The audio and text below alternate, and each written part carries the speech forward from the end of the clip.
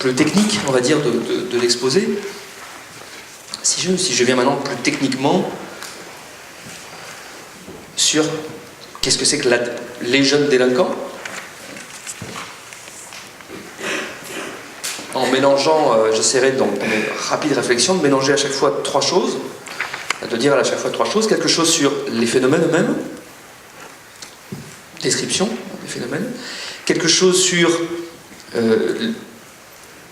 les principes généraux d'action qui appellent une meilleure maîtrise de ces phénomènes, et un petit mot enfin sur les partenaires principaux concernés. De telle manière que ça réponde un petit peu à tous les aspects, je pense, de la commande qui m'était faite, qui est de parler à la fois des questions, mais dans le cadre aussi d'un partenariat qui se travaille, et qui est fondamental, je l'ai déjà dit, et je ne cesserai de le redire.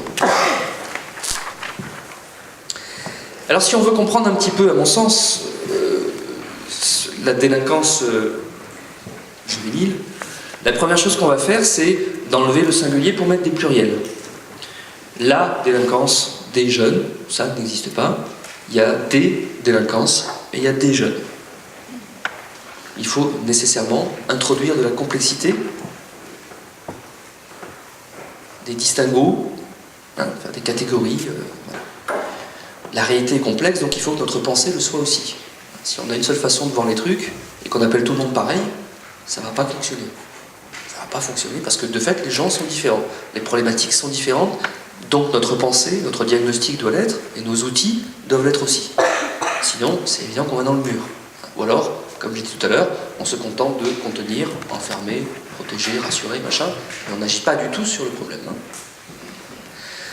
Alors, on pourrait aller loin dans l'analyse pour différencier les parcours, faire des typologies, etc. Je l'ai fait dans des livres, etc. Là, pour résumer les choses de la manière la plus pédagogique,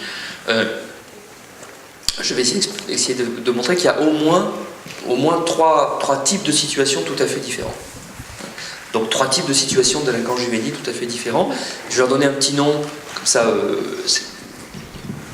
c'est un outil pédagogique pour qu'on repère les trois. Le premier, je vais appeler ça la délinquance initiatique, c'est pour donner un petit nom. Le deuxième, je vais appeler ça la délinquance pathologique, avec des guillemets, c'est pour donner un petit nom, et mémoriser. Et la troisième, je vais appeler ça la délinquance d'exclusion. Ça ne veut pas dire que... Alors, je vais essayer de faire comprendre des processus, des situations. Ça ne veut pas dire que n'importe quel jeune commettant un acte de délinquance va forcément se ranger exclusivement dans l'une des cases. C'est des processus, les choses peuvent se cumuler aussi, au même moment ou à plusieurs moments de la vie d'un jeune. Mais néanmoins, il y a, à mon sens, au moins ces trois grandes problématiques qu'il faut bien différencier. Bien différencier, parce qu'elles n'appellent pas du coup les mêmes réflexions et les mêmes réponses. Alors, quelques mots rapides sur les trois et une conclusion.